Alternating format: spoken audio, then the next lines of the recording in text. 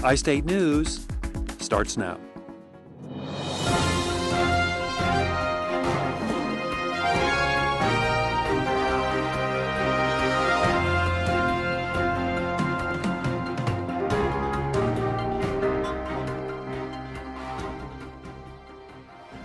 Welcome to the October 31st edition of iState News. I'm Carter Collins. And I'm Derek Drew.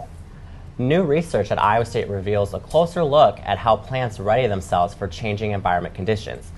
The research could lead to improved durability in crops during extreme weather conditions. Studies involve looking at the unfolded protein response in plants, which alerts the plant to prepare and to protect itself before it can be harmed by unkind weather.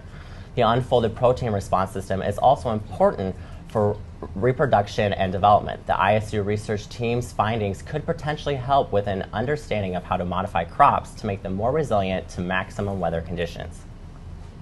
It is a common saying, you would lose your head if it wasn't screwed on. Sadly, a metal sculpture named Solo on Iowa State University's campus really does have a screw that keeps his head in place, and the head is missing. ISU police are looking for tips on what might have happened to Solo's head. Dark and faraway video shows it was stolen Sunday, September 8th at 4:15 a.m., but it wasn't until earlier this week when officials on campus discovered the missing part. The sculpture was made by international award-winning artist Bill King, and its head is estimated to be worth $40,000 to $50,000. The theft is classified as a first-degree charge, and if anyone has any information regarding Solo's head, should call ISU police at 515-294-4428. Former professional Brazilian soccer player Johan Rodrigo Silvia Santos has been kidnapped and beheaded. Santos' wife reported her husband missing Monday night and discovered a backpack on her front doorstep of the home on Tuesday morning with her husband's head inside. Police said Santos was closing his shop Monday night when he was kidnapped by a group of men.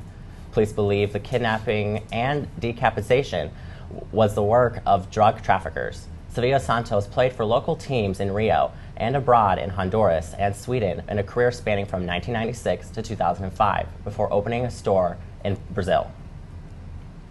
Today marks the 100 days until the start of the Winter Olympic Games, which are going to be held in Russia.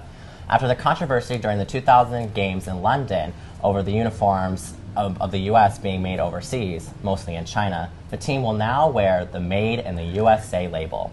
Every article of clothing made by Ralph Lauren for the U.S. Winter Olympic athletes has been made by domestic craftsmen and manufacturers. The ensembles will include navy peacoats with a red stripe, a classic ski sweater with a reindeer motif and a hand-sewn American flag, and to top it off, a tasseled, chunky knit hat. It was difficult to come by facilities that could create the quality and quantity needed for the Olympic uniforms and the versions that will be sold to the public. As a result, there are fewer pieces in the collection for 2014. But this cold front right here is actually going to break apart, and it's actually going to form a new one right down here near Texas, and it's actually going to work its way up here into Iowa. It's not going to be here until this weekend. So maybe a little bit cold for, like I said earlier, for the people who are going to go down to the football game against Texas Tech. I won't be going. That's okay, though. So you can see here across the night, it's going to be pretty boring. 59, 53. You might want to make sure you got all your blankets if you're going to, head in early for the night. Welcome back. I'm Carter Collins with your sports. It was an all-conference performance, but it was also a blue-collar at Hilton Coliseum last night. Iowa State's JUCO transfer Dustin Hogg finished with 22 points on only 10 shots and a whopping 16 rebounds on his way to a second double-double of the season and a 99-70 win. The undefeated Cyclones leader Melvin Ejim added 14 points and 10 rebounds to tally the 23rd double-double of his career last night.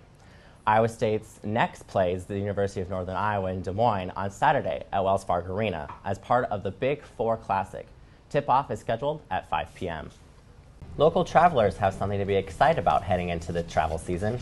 Des Moines Airport has adopted a faster screening process that involves a pre-check that will allow passengers to skip the most time-consuming security measures. The pre-check line will let passengers leave their belts and shoes on, as well as keep their liquids and computers in their bags. The Transportation Security Administration plans to add 6 more pre-check programs to airports this year.